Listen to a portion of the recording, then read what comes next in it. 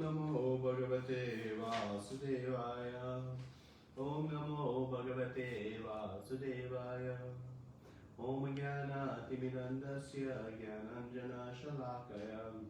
Akshuram Militam Yena Tasmai Shri Gurave Namaha. Shri Chaitanya Manobishtam Sthapitam Yena Bhutale Swayam Rupa Kadamayam Nidati Swapadantikam.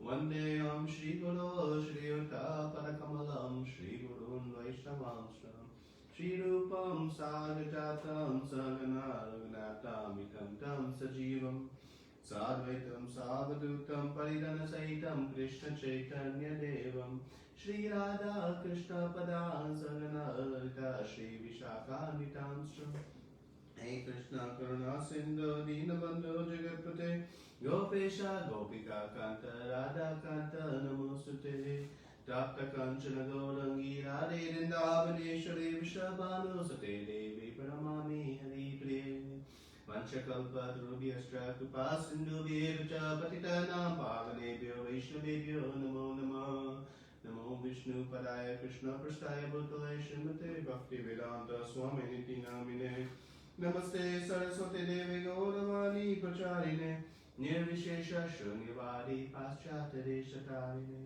Jai Shri Krishna Chaitanya Prabhu Nityananda Shri Advaita Gadadara Shivasadi Gaura Bhaktavinda Hare Krishna Krishna Krishna Hare Hare Hare Rama Rama Rama Hare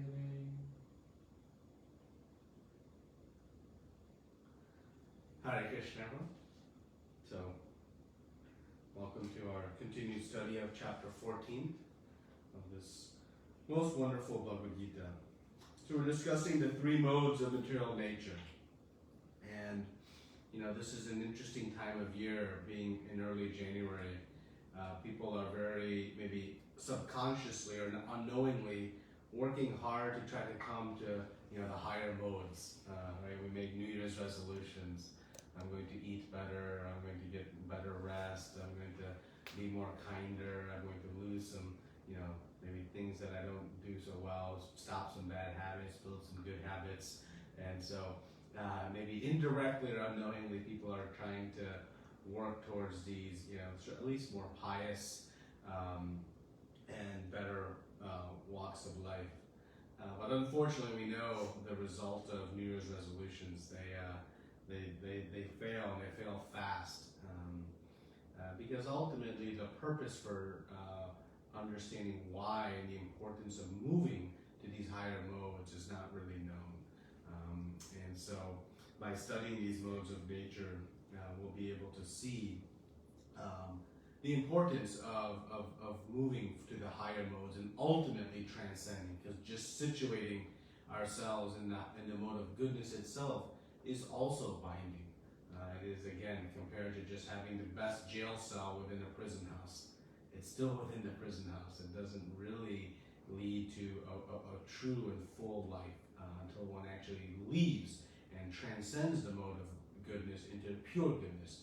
And that's where devotional service begins. So in studying these modes of material nature, our goal is to really understand why and how, both why and how, to transcend the modes, so that we can get to a position of eternal bliss and happiness in service of the Supreme Lord, and come back to our constitutional position. Just like a citizen, a citizen of a city or a state or country, its normal position is not to be in the prison house. It is to be free in society, being a productive member. So similarly, the living entity in this material world is not in its natural position. But due to the conditioning of the modes, it has lost its recognition that it is not in its original position. Just like a prisoner who spent so many years in prison, they just forget what life is like outside, and it just starts to feel like second nature. Well, that is our position within the material world until we come to understand the contents of chapter 14 and how these modes are actually working upon us, so that we can actually see them. And so this knowledge is very important. And so we talk about conditioning of the modes, and that means that how each of the modes binds us and keeps us shackled here within the material world, which is again compared to the prison house. And so each mode of nature, whether goodness, passion, or ignorance, is binding. In the mode of goodness, one is bound by this relative happiness. Because they're relatively happy, they make no endeavor to find something higher, even better, because they see themselves better off than others within the material world. And they have this knowledge that allows them to achieve this happiness by avoiding sinful activities and pursuing this regulated sense enjoyment. In the mode of passion, one is bound by intense endeavor, work, to satisfy so many limitless desires. And in ignorance, one is bound by laziness or inertia. There's no effort, no energy spent to come to a higher position. So in all three, there is no attempt to hear about transcending the modes, no attempt to hear about the supersoul and the aspects of devotional service. So like the prisoner who makes no attempt to correct and get out, this is how those in the material world become bound by these three modes. So that is, again, the concept of condition. When we say conditioned by the modes, it's how we are left here and not making an endeavor to escape the modes of material nature. So we'll start with verse 10. Sometimes the mode of goodness becomes prominent, defeating the mode of passion and ignorance. O son of Bharata, sometimes the mode of passion defeats goodness and ignorance. In other times, ignorance defeats goodness and passion. In this way, there's always a competition for supremacy. So the point here is, the modes are not constant. They're always mixing and moving based on our activities, the association we pursue. A particular mode becomes predominant within us, and others are suppressed. They are defeated. There's this competition, as Prabhupada really says in the purport. This competition is always going on. This competition between the modes, one mode to dominate the other. And so we're not purely in one of the modes. We're not purely in goodness, purely in passion, or purely in ignorance. We'll have a predominant and then tinges of the other. We talked about last week, just like all colors are a combination of the three primary colors in different degrees, different quantities. Right? So we each have a unique mix of these three modes. And because they're constantly moving and battling, the problem is, even if you're in the mode of goodness, one has the potential to fall down to the lower modes. It can change by the influences that one encounters. And so it's not a permanent position like one who can be situated in devotional service, where one can go back home and enjoy eternal life and bliss and happiness. Here, even one in the mode of goodness, enjoying the higher class jail cell, might ultimately degrade themselves, seeing, oh, this person has so many wonderful things, and then the mode of passion can ensue. And so the modes are very dynamic. And we talked a little bit about last time about how we can see which modes are predominant within us. We enjoy certain activities, certain things based on which mode is most predominant within us. I talked about last time, two people sitting in a restaurant. One is eating raw flesh, and the other one is becoming very disturbed and grossed out. Well, because one is in the mode of ignorance and one is in the mode of goodness, as an example. So the same activity viewed by two different people result in two different experiences, emotions, and that is because there are different modes working on each of the individuals. So we can see which mode is predominant in us by evaluating again all of our different activities, and that is what Krishna will explain here in the coming verses. And so, what does a devotee do with these modes? How does a devotee understand these modes? Do they care, since they're aspiring to be on this higher platform, to transcend the modes? So the focus is on hearing and chanting, but to augment those effects, to bring one to the mode of goodness while one is working to come to the point of pure goodness. Right? So our chanting may not be completely pure, our service may not be completely purified. And so what we do is we try to come to at least to the mode of goodness, so that one can then from there again transcend and get beyond and enjoy that pure stage of Shuddha Nam, of Shuddha Bhakti, this pure Bhakti. And that's when we talk about mode of goodness, we talk about Shuddha Sattva. That is the mode of pure goodness. That is the realm of devotional service. Again, the mode of goodness is still with material desires. It is not in the realm of devotional service. So the devotees is aspiring in their process of purifying to this higher stage is also reflective of what tinges of these modes are still present within us while we are practicing in the sadhaka platform of devotional service. So now, in the coming verses, we're going to see how the modes can be seen within us, how to know which is most predominant within us. Because if we can see the modes, then we can work to improve our situation. If we continue to be blinded by the modes, not understanding their influence, then we'll not make any effort to get to a higher position. Just like the prisoner in the jail cell makes no effort to improve their situation or outcome. So in verse 11, the manifestation of the modes of goodness can be experienced when all the gates of the body are illuminated by knowledge. So Prabhupada explains, in the beginning of the purport, that the 9 gates, the 2 ears, 2 eyes, 2 nostrils, mouth, genitals, and anus. So these are the 9 gates of the body. And when one is in the mode of goodness, one knows how to use these different aspects of the body with knowledge. Knowledge of what? Knowledge of at least how to avoid sinful life. And so when we say illuminated, it means that a person is getting knowledge, getting its happiness from this aspect of regulated enjoyment. That one knows how to use the senses with proper discrimination. Eating nice foodstuffs, being, again, generally living a very pious life, following the regulations of Shastra. And we know that the senses, these gates, they're a gateway to the mind. They lead us to make impressions in the mind. Whatever we see, whatever we hear, whatever we taste, it makes impressions in the mind. And so when these senses are informed by knowledge, then one knows how to use these senses in a way that is productive and not destructive. Right? And so one understands how to use it. And we see examples of when these gates are not so illuminated, right? When the tongue enjoys eating, very distasteful things, decomposed foods and putrid items, or one is enjoying, severely intoxicating the body, putting such severe intoxicants, or even in the concept of these different drugs and injecting the body with needles. Who goes to the doctor looking forward to an injection?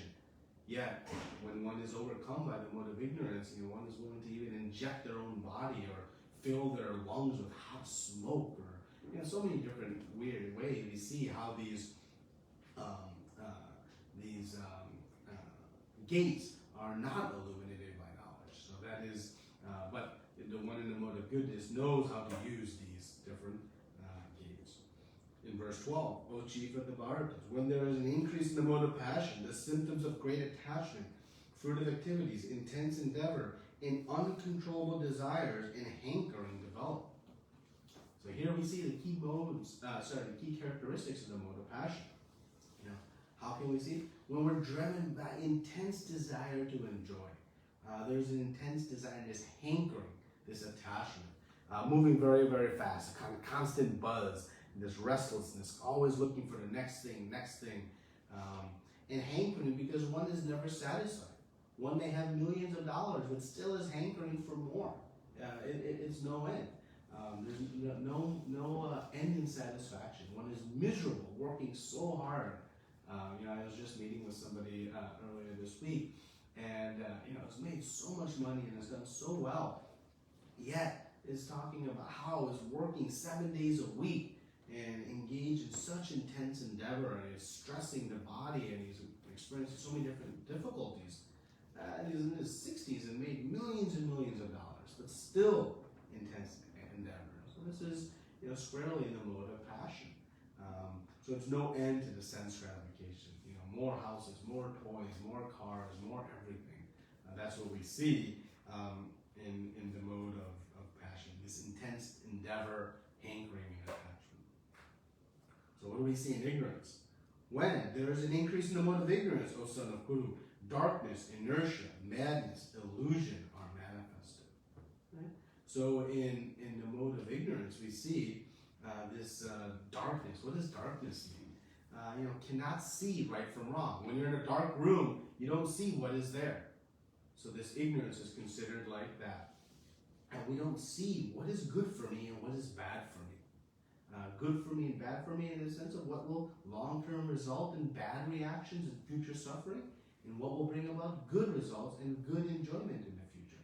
So being in darkness, one doesn't understand right from wrong. And this is what we see in the mode of ignorance, right? So one doesn't know how to use the 9 gates with intelligence, with discrimination. One uses it however they feel, according to one's own whimsical ideas and desires, and it results, as we heard last week, into taking even lower life forms. One is willing to slit the throat of another animal, knowing though that animal will in the future slit its throat. Yet one is willing to do it. So no discrimination, complete darkness. And this laziness and inertia is key here, right? Lots of sleep, lethargy, no effort to come and participate in the spiritual process. So this is what we see in the mode of ignorance.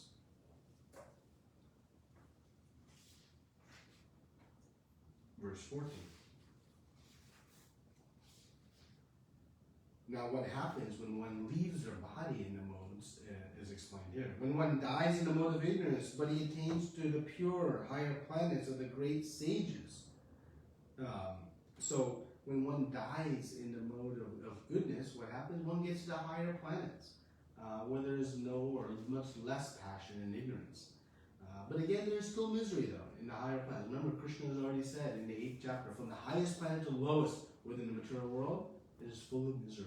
So maybe to a less degree, but it is still there. So when we say attains to the pure higher planets, this pure means purest of the material world, not of all that exists, because the spiritual world is the purest of all. So this is the purest of the material world, the least contamination, the least conditioning within the material world. Okay? And 15. When one dies in the mode of passion, he takes birth among those engaged in fruitive activities. And when one dies in the mode of ignorance, he takes birth in the animal kingdom. So we see in the mode of passion, one remains in this earthly planet, amongst like-minded, very intense endeavoring, engaged in all kinds of sense enjoyment. But ones in the mode of ignorance, they'll degrade themselves to even lower species of life, suffering the sinful reactions of so many degraded activities. So one can even fall down from this human form of life. One should not take it for granted or think it is a permanent destination. Based on the decisions we take today, it will create future outcomes for us. Just like a prisoner in the prison house. If they perform badly, they may have a very good position in their prison house today, but by poor behavior, they'll be degraded to a lower position due to some punishment. So similarly, the laws of nature, the modes of material nature, work in the exact same way, based on one's activity. So it is not a permanent destination. Again, the goal here is to reach at least to the mode of goodness, and from there be able to transcend to the higher mode of pure goodness by the process of Krishna consciousness, devotional service. So what is the end result of activity in each mode? Now Krishna will explain. So he's going to explain in the next 3 verses the end result, and then explain the interim result after that. So in 16, the result of pious action is pure and is said to be in the mode of goodness. But action done in the mode of passion results in misery, and action performed in the mode of ignorance results in foolishness.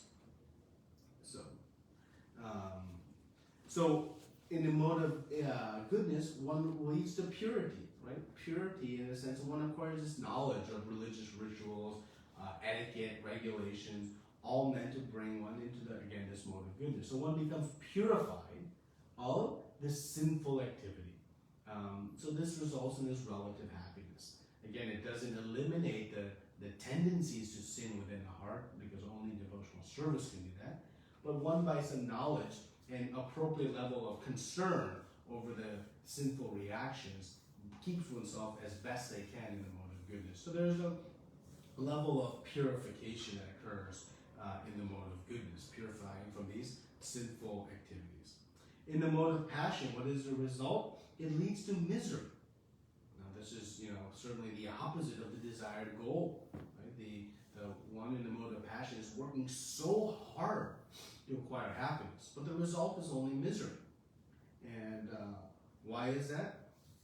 Because every material desire ultimately will leave one unsatisfied and lead to more suffering, right? So, and we can see how much endeavor, right? One works slaves away in the office for years and years and years just to try to enjoy a few years of retirement. And even in retired life, there is feeling of boredom and challenges and stress of healthcare and will I run out of money and what will happen to this and that. And so, we see this, that all the hard work, Prabhupada gives some other examples in the purport about how much endeavor, is required for earning, just some wealth or to construct some giant building. We work 30 years to pay off a mortgage for a simple place to live. So we see how it becomes very, very intense, right? So in the mode of goodness, it leads to this happiness, but the passion, it leads to misery. And this is the constant result. Now, ignorance. Ignorance results in foolishness.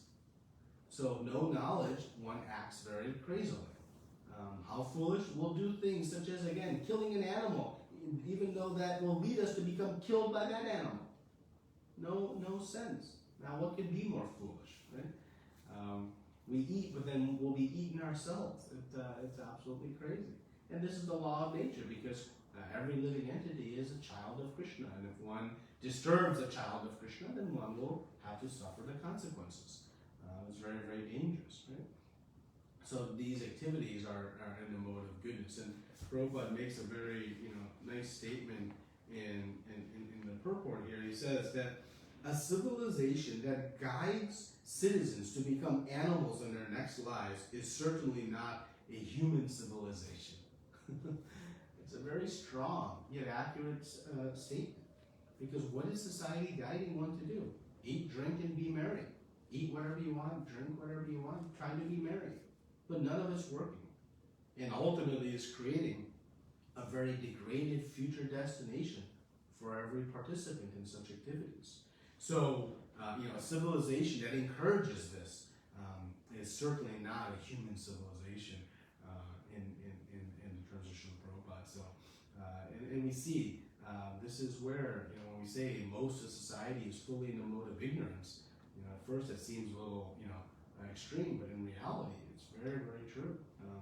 And it's just a reality. And so, and again, now in connecting this to our devotional service, in doing our devotional service, we want to come to the platform of goodness, ridding ourselves of these tinges of passion and ignorance, so that we can come to the position of pure devotional service. That is our goal. We may not be there yet, and so we may see tinges of these modes in the execution of our devotional service.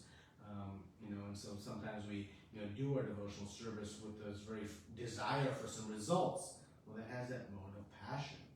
Or sometimes even the mode of ignorance, will creep in and will partake in very, ignorant type activities in the midst of devotional service.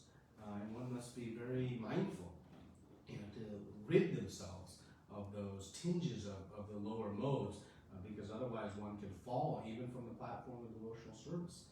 One is not very, very careful.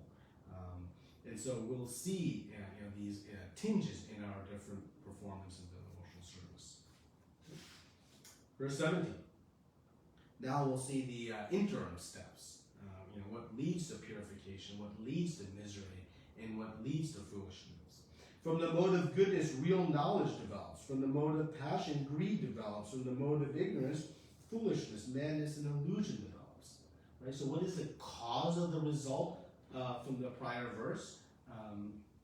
Well, from goodness, one gets knowledge. And that knowledge leads to good action and purification. So purification was the result from the prior verse. What leads to that is some knowledge. One knows right from wrong. One has knowledge that, yes, intoxicating or slitting the throat of an animal, illicit sex, gambling, these are not good activities. So again, without knowledge, one just continues on. So knowledge is the interim step to this purification. And ultimately, we know that goodness will lead to some relative happiness and prosperity. Right? So the cause is knowledge, and the result is purification. In passion, So the mode of passion here, it says greed develops, right? So greed then ultimately ends up in misery. Misery was a result spoken in the prior verse. And what leads to that misery is this development of greed, more and more and more. It means one is never peaceful no matter how much they've accumulated because of this presence of greed. One will never be happy. And we see this all throughout society. And so the cause here is greed, and the result is misery. Right? And then ignorance. Ignorance leads to madness and illusion, which ends in foolishness. So foolishness was a result from the prior verse, but this madness and illusion is what comes out of this mode of ignorance. And it becomes so mad that, again, people will drug themselves intensely or take killing intoxicants or foodstuffs that are so bad for the body and destroying the heart and different things just to satisfy the different desires. So this madness and illusion, it leads to this foolishness. So we see that society has things really in a difficult position, not understanding all the damaging consequences by so many different activities, and drowning in this mode of ignorance and passion. But through Krishna consciousness, through knowledge of understanding, again, the Kshetra, Gya, and Prakriti, one can understand that the means to real happiness is moving at least towards the mode of goodness, rising early, having a very wholesome diet, performing very pious activities. And this knowledge, if one acquires, will lead to some purification. And Prabhupada talks about what's the best way to move towards this mode of goodness? Devotional service. Prabhupada says, even if a small percentage of the world becomes Krishna conscious, the whole world can come at least to the platform of mode of goodness. We see this in the prior yugas, right? In Satyuga, we see virtually everyone is at least in the mode of goodness. And so the condition we see here in Kali Yuga is not always the basis. It's based on the different eras of the cycle between Satyuga, Treta Yuga, Dwapara Yuga, and Kali Yuga. But again, nonetheless, all within the material world, still in the mode of goodness, is binding and preventing one from achieving the eternal result of bliss and happiness. So now we'll see how to ultimately transcend the modes, because coming to the mode of goodness, just like coming to the best jail cell, is not the end-all be-all. So those situated in the mode of goodness gradually go upward to the higher planets. Those in the mode of passion live on the earthly planets, and those in the abominable mode of ignorance go down to the hellish worlds. So here's the ultimate result of what happens. Go up, stay where you are, or go down, based on the modes. Higher planets are achieved by those in the mode of goodness. Earthly planets in the mode of passion, and even lower life forms and lower planetary systems in the mode of ignorance. So, how to change this is very, very important. We have to know what activities are predominant in each mode. And so, in Srimad Bhagavatam, in the 11th canto, Krishna is explaining to Uddhavji in the Bhagavad Gita that there are 10 ways to change our modes. They're based on all kinds of different things, these 10 things, studying Shastra and knowing, which mode we want. There are Puranas based on each mode of goodness, passion, and ignorance. The foods we eat, the things that we drink, our association, the environment where we live, the time of day that we are active, the conditioning from our birth, where do we enter this world? Our thoughts or what we meditate on. Am I meditating on, the spirit soul and its relationship with Krishna, or meditating on my bank account, or on the next drugs that I'll take? So, what is our meditation? Mantras we chant.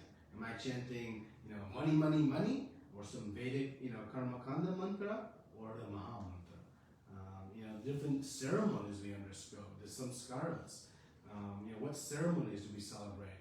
Do we celebrate, the coming of age, the brahmachari life, or the entering the grasta ashram, spiritual, centering focus? Or am I celebrating turning 21 and intoxicating myself to no end? So what samskaras that we celebrate? These all define our mode. So these are 10 things that if we analyze what is predominant, we can make some adjustments and come at least again to the mode of goodness, right?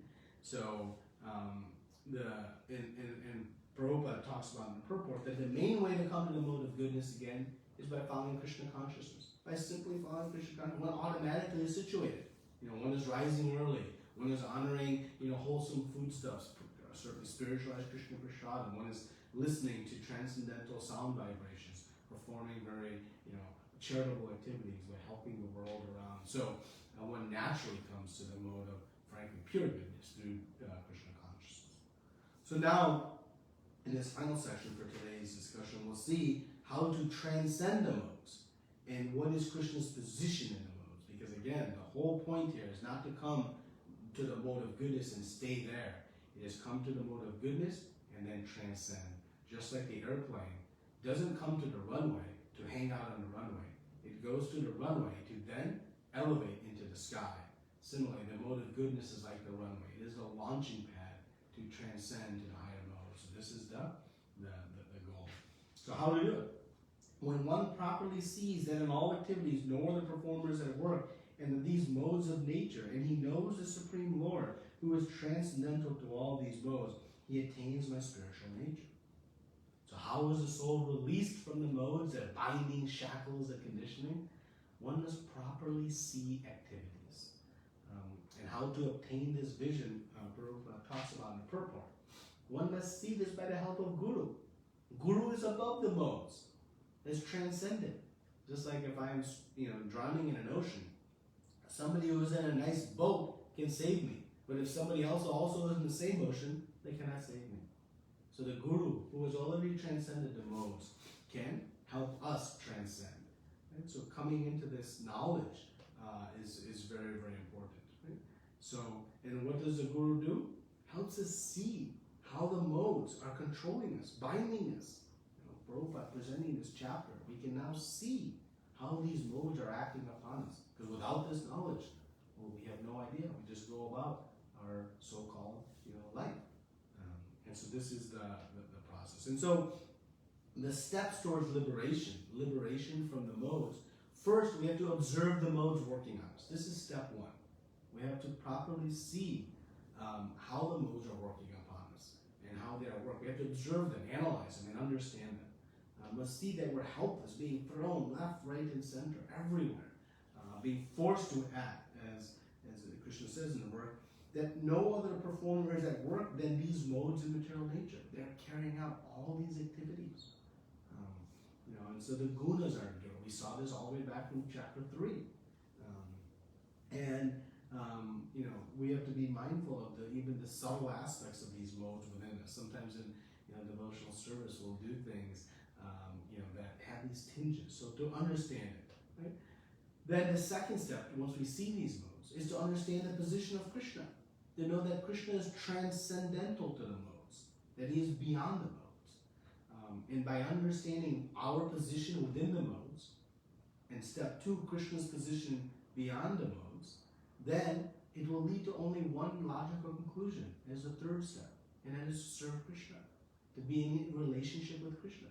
Because if we're in the modes and affected in so many ways, and knowing that Krishna is above them, beyond them, one will aspire to come into association with loving service to Krishna. So this is the process to attain that spiritual nature, right? When we surrender to the Supreme Lord, he will pull us out from this ocean of material existence. But until one knows that there is something beyond these modes, one cannot aspire to achieve that. Just as a prisoner who doesn't know what life is like outside the prison house makes no endeavor to leave and simply is looking within. But so one must understand this position of Krishna to become liberated from it. When the embodied being is able to transcend these 3 modes associated with the material body, he can become free from birth, death, old age, and the distresses, and can enjoy nectar even in this life. So this is the result, right? What is the result? Freedom from birth and death, old age, and disease. The whole world is trying to become free from disease. A vaccine is not going to make one free from disease. Maybe partially free from this disease, but another one is coming. But how to become free from disease? One becomes free from the modes of material And what's very interesting, that one can enjoy nectar even in this life. So Krishna says, when the embodied being is able to transcend the modes, very important point here, that one can transcend the modes even within this body. One can become free from the modes, free from the influence of the modes of material nature, and be fully surrendered to Krishna and engaged in pure devotional service, even within the material world, within this material body. So it means that one can get the happiness of spiritual life even while in this body. One doesn't have to go to another place. Even from within this existent experience, one can find pure bliss and happiness by engaging in pure devotional service. And that's why Krishna says, can enjoy nectar even in this life. So freedom from the modes of material nature is the meaning of liberation, not changing one's GPS location. We always think about liberation going somewhere. Liberation means to be liberated from the influence of the three modes of material nature. That is the meaning of liberation. And when one does, one can enjoy nectar even in this life, pure bliss and happiness. So we should think, when I talk about liberation, what am I speaking of? Liberation from the modes of material nature, the conditioning that is binding us here. But remembering that even in this world, one can experience this very liberated state. We'll see this in the 18th chapter. Now, Arjuna is going to end this section with a question. Arjuna inquired, "O my dear Lord, by which symptom is one known who is transcendental to these three modes? What is his behavior? And how does he transcend the modes of nature?" So Krishna has spoken about how to transcend the modes. And like we saw in the second chapter, when Arjuna heard about the Sthitta Prajna, the divinely situated person, he wanted to know more about this person. So here Arjuna is asking how to know about one who has transcended the modes. If one can do it within this body, then it may not be so clear. So please, Krishna, explain. And so Srila Baladev Vidya explains these questions and translates them, that, which symptom is one known who is transcendental? It means, how can we understand if we have already transcended the modes? How do I know if I have transcended? Again, this question is answerable only by oneself. It's perceivable by myself, not by others. How do I know if I've transcended? Right? And then, what is the behavior of one who has transcended? Is the behavior regulated? Is it whimsical? What is the behavior? This behavior can be perceived externally. And the third, how does he transcend? What is the practice? The ultimate question. How does one actually transcend? So these three questions, very important. Krishna now will end this chapter because, again, the goal of knowing the modes is to transcend the modes. And so Arjuna has asked three very wonderful questions that we'll answer next week in concluding chapter 14. Okay? So thank you very much. Srila Prabhupada ki. Any questions or comments, discussion today?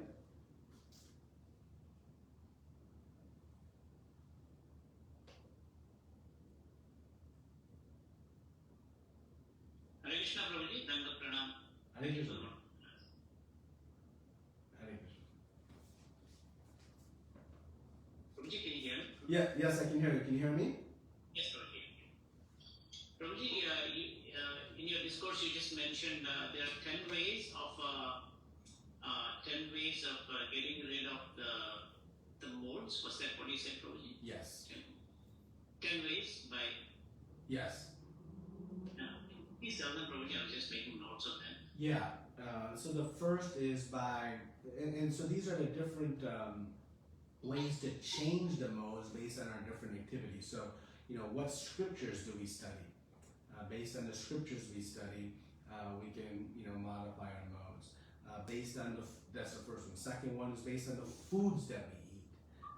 Based on the things that we drink. That is the third one. Fourth one is our association. Who do we keep company with? Fifth is our environment. Where do I live? What type of situation am I living in? The sixth is the time of day. When am I most active? Am I active very early in the morning because I'm just ending my day, or just beginning my day? see more of these in the coming verses. My understanding my janma, my birth, what conditioning have I come to this world with, the modes that I've been born with, and adjusting, what modes I may come into the next life based on actions today. The eighth is our meditations. What am I meditating on? What are my thoughts and emotions consumed by? Material pleasures or spiritual pleasures? The ninth is the mantras. What slogans do I stand by? And the different mantras one chants. And then the samskaras, the different life events. What samskaras do we acknowledge and celebrate? And so, am I looking forward to retirement in some oceanside golf community, or am I looking for entering vanaprastha ashram, where one can take the devotional service very sincerely? And so, these 10 things, there are different activities in each of them, and based on which we're gravitating towards can define our modes. And so, in order to modify our modes, if I want to come to the mode of goodness, I'll start eating things in the mode of goodness, associating with those in the mode of goodness, shifting my thoughts and meditations in the mode of goodness, becoming active in times where the mode of goodness is predominant. And so, I'll start to take these 10 variables and modify the different, mantras I chant and shastras I read. So that's how I want to adjust their mode. But again, remember, the overarching process to adjust one's modes is by engaging in devotional service. And Prabhupada keeps reminding us this in the purports, that by engaging in devotional service, one naturally adjusts all one's activities to the point of even beyond the mode of goodness to Shuddha Sattva, pure goodness. Because honoring prasadam, yes, from a material perspective, the foodstuffs are in the mode of goodness, but we know prasadam is not material. It is spiritualized food, so that is in the mode of pure goodness. Hearing the transcendental names, that is in the transcendental platform beyond even the mode of goodness. So the things we hear and see and touch and do, all of this is in the mode of pure goodness. So that's the ultimate way to transcend, and that's how Krishna is going to conclude this chapter in the last section by talking about engaging in devotional service. Sagunan, one can, samiti can immediately transcend these modes, and we'll see how next week. Yeah. That's an online question. Where can I find these 10 considerations? Hare Krishna, Prabhuji. Thank you so much. These 10 considerations, they're in the 11th canto, in the Bhagavad Gita. I'm forgetting the chapter number. I'll see if I can remember it, and I'll post it. But it's in the 11th canto, Srimad Bhagavatam. Thank you, Prabhuji. Hare Krishna. Hare Krishna. Hare Krishna.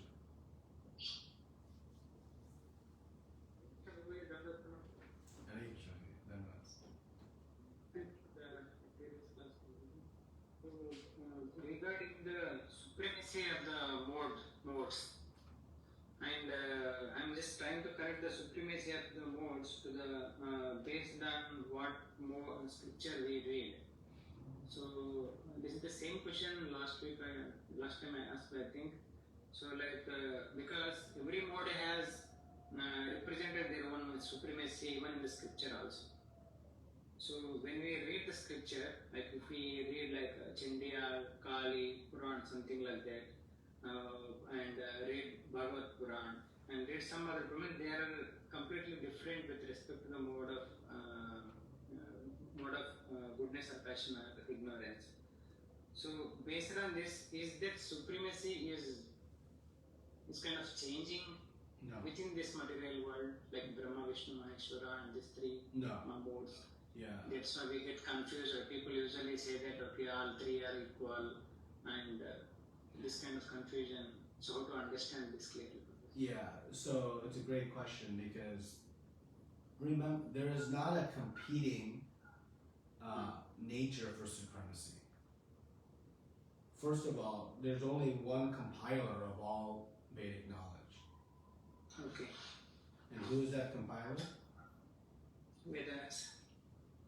Yes, who he put the writing, but who is the author? Krishna. He says, Vedanta Krud Veda Eva, Veda Videva Chaham. He is the compiler of the Vedanta. Right? He says that right in the 15th chapter. So, a single author will not have competing ideas. Otherwise, they'll be confused. One day I'm saying this, one day I'm saying no. So, there is no competition for supremacy. The supreme absolute truth is Krishna. And that is unequivocal. That is not up for debate. It is simply up for our ability to understand and take with faith and knowledge by the mercy of Srila Prabhupada and Guru Parampara. Because that is the unequivocal absolute fact.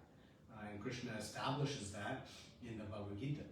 In the 7th chapter alone, he says, there is no truth superior to me. 10th chapter, right, everything comes from me. Right? He says, I am the predominator of all the demigods. In the 5th chapter, he's throughout Bhagavad Gita. And that's why ultimately, he tells Arjuna, you abandon all other varieties of religion and surrender into me. So there is no competition. There is no question who is supreme. Brahma, Vishnu, Lord Shiva. There is no question. There is no question in their minds. The only question is in the minds of the reader who is not reading in Guru Parampara. When one reads these Shastras, not in disciplic succession, then one will concoct many ideas. And that is why Krishna himself said, Evam parampara praptim. Right in the beginning of the chapter entitled Transcendental Knowledge. One must take this knowledge from a bona fide parampara. Otherwise, when one reads on their own, one will be left to their own speculations and lead to this idea, that there is competition, or that supremacy is relative to my position, relative to my opinion, relative to time of day, relative to something, right? But supremacy is not relative; it is absolute. And with the meaning of absolute, it is never checked.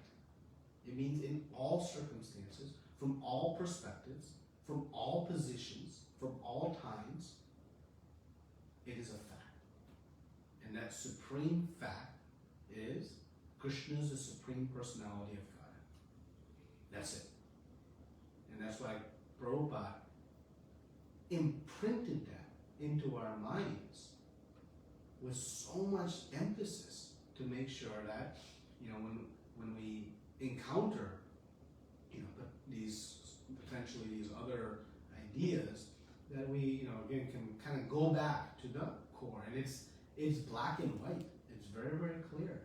But it becomes unclear when we don't hear in Guru Parampara. Just as Chaitanya Mahaprabhu, when he was hearing from Sarvabhauma Bhattacharya, what did he say? He has made this simple very confusing. And by Sarvabhauma Bhattacharya hearing from Chaitanya Mahaprabhu, he became, the great proponent of pure philosophy. And so Sarvabhauma Bhattacharya went from confused to a pure devotee, propagating the pure philosophy. And how? His own analysis didn't work. But when he heard from the authorized source, then he came to know. So. Very, very nice answer. But the main thing I like it with respect to Guru Parampara. When we go with respect to Guru Parampara, that is the perfect knowledge. So why I get this confusion again from so many years. We have been fed by media, by so many things. Yes. That three murtis are required, they are fighting for it. Recently we had a Dashavatam super hit movie some years before. In the title, the description of the title, the initial starting of the movie itself, they clearly say that Vishnu and Shivji is fighting through their devotees. I was so offended with that statement from so many days I have in mind. Yeah. So I was searching for answer for that. This is the perfect answer for that. Because they are not going through any parampara, not following any scripture. Simply they making big movies, spending money. It's ignorance, complete ignorance. No use of the movies. And that's why Prabhupada would talk about in what seems like extreme terms, but you just used the same term that we should use. It's completely useless. Yes. It's 100% useless. Whatever knowledge I have, if it has not come from Guru Prabhupada. And the reason is simple. Because only Krishna has the absolute knowledge. Everybody else is dependent on hearing. Because we are all limited and we were not there at the time of the creation of everything. So the only way we can know is by hearing. This is descending knowledge. There's no amount of analysis we can do. So anytime there is a discussion that is it is 100% useless. We should not say, oh, this is right, that is wrong. No, it's 100% useless because it's not going according to the way Krishna has advised how to receive knowledge. Evam parampara prapti. And he says in the fourth chapter, what you should do, go and surrender to a spiritual master. Inquire from him. Because they have seen the truth, can reveal it to you. This is Krishna's recommendation. This is not a recommendation coming from some personality. This is coming from the Supreme Personality. Exactly how to do it. And if we deviate a little bit from it, we should consider everything to be 100% useless. And that is why Chaitanya Mahaprabhu, if you read Chaitanya Charitamrita, he performs some very sweet pastimes to show how staunchly one should protect this dynamic. And we know, when giving Krishna Prem, who he did not give Krishna Prem to?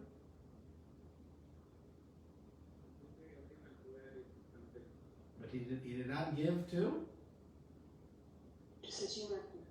And?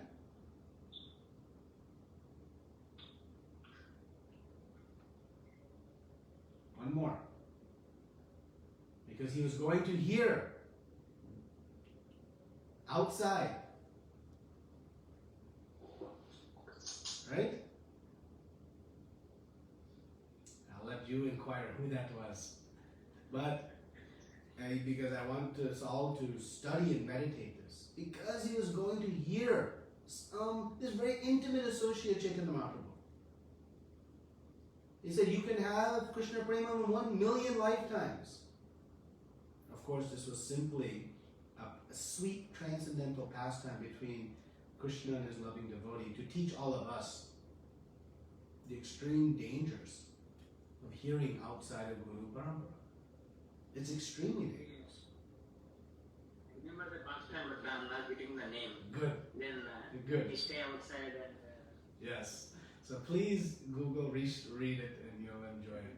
Sure.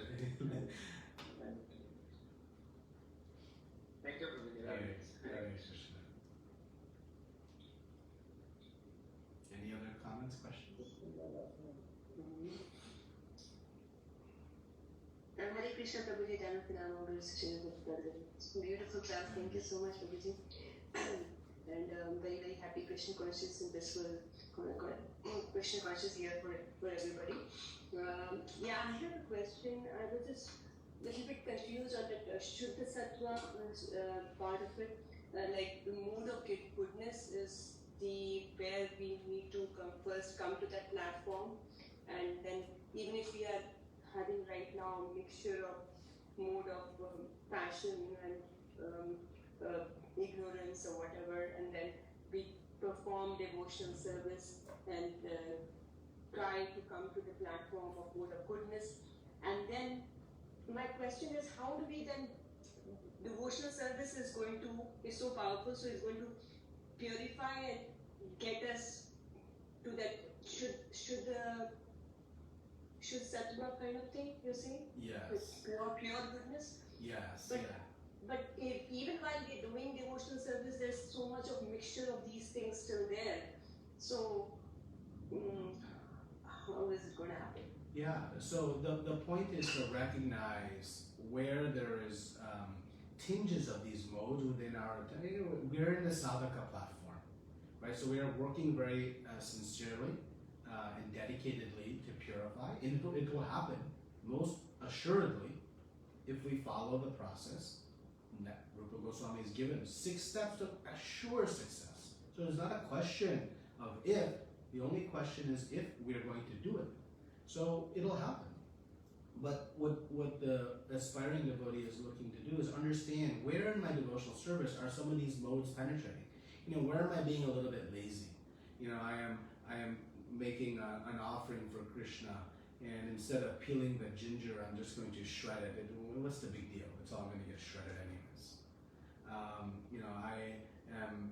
I'm just keeping that same route.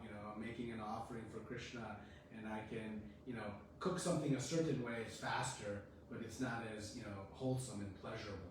But it's easier. Is that a tinge of laziness? Maybe there's a practical nature of it. Maybe I'm limited in time, or maybe it is I'm being a little bit lazy. Okay, that is in the mode of ignorance. Maybe I'm doing some devotional service and I'm really looking for some gratification from others. I'm looking for some, acknowledgement and accolades. Well, maybe that's a little bit of mode of passion in that service, right? So within the realm of practicing devotional service, we'll find these tinges. I think Gaurajan Prabhu in his class talks about, one of them. We offer obeisances. When we offer obeisances, we see this in the temple a lot. We offer with one hand in our bead bag. That is not good. One should offer obeisances with both hands. But why we don't take out the hand of the bead bag? Maybe a little bit of inertia. Okay? So these really, really small and sometimes big things are there. And just by becoming aware of them, we can work to come, to these higher modes. But the question you didn't ask, but I'll just, comment a little bit, is making sure that we have very clear in our mind the difference between Shuddha Sattva and Sattva Guna, because this gets confusion. Again, remember, bhakti is transcendental to the modes. Bhakti is not in the mode of goodness. Bhakti is not in the mode. It is beyond the modes. What mode is in? It's in pure goodness. So, mode of goodness, pious activities, regulated sense enjoyment, think in those lines. Again, we'll get a little bit more detail coming up. Bhakti is beyond the modes, because Krishna is beyond the modes. If Krishna is beyond the modes, then anything related to him must also be beyond the modes. Simple logic. Right? So, but that's the goal. And so, until we become purely situated in Shuddha Sattva, we work to weed out the modes of passion and ignorance in our devotional service and remain fixed in practicing devotional service under guidance of Guru and Shastra, and will quickly, as Krishna will say and has already said, at once be situated in the pure mode of goodness. Thank you, Prabhuji. So basically being self-conscious and aware of what we are doing at every step of the time, and trying to, are we doing it in the right form, right way, and is there a tinge of that passion of anything else in whatever we do? So it may not be the gross ignorance we're talking about, probably, or gross passion, but those tinges are the ones which we need to be kind of really be worried about, right, Prabhuji? That's what I would say. Yeah. It might be gross too. Like there might be, we might be, foot in two boats. We might be practicing devotional service on the one hand, and yet doing very, mode of passion type activities on the other hand. So it could be gross, but more, common as we progress in devotional services is the subtle ones are harder to find, right? The gross ones we know, and we just have to be very disciplined. So both we want to remove, but the subtle ones we sometimes don't see, and that's where again, somebody who is helping us in devotional service puts the mirror up and says, here's what's happening, because sometimes we don't see it ourselves. Oh, I didn't know. I wasn't thinking that, simple, I'm using the example of offering obeisance with a hand in the feedback. It never occurred to me. Well, good. Now it does. That we should not do that. And like that, if we have loving relationships with devotees, it'll help. We help each other in understanding, where these subtle things creep up. So, just like if a criminal, if a crime is being committed against us very subtly, we need some help to identify it. We don't realize someone is stealing our identity, right? When somebody breaks into our house and steals our stuff, we realize that one. But we sometimes don't see these subtle, criminals. So, like that, the subtle modes are harder to protect against, but we should be attentive to them. Thank you, Prabhuji. That really helps. The answer. Only this part, I'm sorry, maybe I'll ask you a little later. I'm really still confused. Because bhakti is transcendental, you are saying, right? Is to the motive of goodness. So, what are we doing if then it's not bhakti? I'm not talking about most of what them are doing. I'm talking about myself actually. I feel that if I'm still having those other tinges there, then actually I'm not doing bhakti, because then that is so powerful that you can't be transcendental doing something which is transcendental, but again you're having some tinges of other stuff too. So if it is transcendental, how can it have any tinges? That is my question. Because again, the objective is transcendental. The execution is still perfecting. Just think about two people playing tennis, to use a mundane example. One person is a professional tennis player playing at the professional level, and one is just learning. Are they both playing tennis? Yeah. But clearly one has perfected the art, one is very, very far away, but working towards it. So, in devotional service, one may be situated in pure devotional service, and one may be in the mixed bhakti, but with the goal of coming to pure devotional service. So Krishna accepts devotional service, even if it's tinged with other desires. Right? He even accepts one who comes to him with material desires, as he told us in the 7th chapter. So it is not that until it's pure is rejected, it's not bhakti. No, it's bhakti. But it's in the sadhaka platform. It's in the purifying platform. So, and by doing that, one will come to the pure platform. By continuing to practice devotional service, yes, with its imperfections, but being attuned to the imperfections and every day making progress. What should be our New Year's resolution? Let me become one step closer to pure devotional service each day. Forget about where we are relative to pure devotional service. Just make progress every day. And Krishna accepts that service, even if it's still in its impure state, knowing our intention and desire. Right? So it's still in the mode, it's on the transcendental platform, but again, it carries its tinges of the lower modes. So that's how we understand it. It is transcendental activity, but our execution is not perfect yet. But it will be. Thank you, Prabhuji. Thank you so much. Yeah, thank you for answering all the questions. And yeah, it makes sense. Thank you. No problem. These are important points to settle in our head. Very important points to clarify, because we sometimes mix these modes a little bit and understand kind of where we're at. So, and at the end of the day, just follow instructions of Guru and all will be perfect. It's the simplest. They know best. We don't know.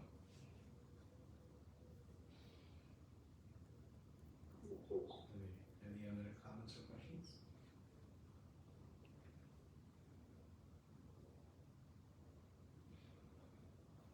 Okay. If not, well, thank you very much. So next week we'll conclude chapter 14. Shri Prabhupada ki, Jai Ananta Koti Vaishnava Vrinda ki, Jai Hare Krishna.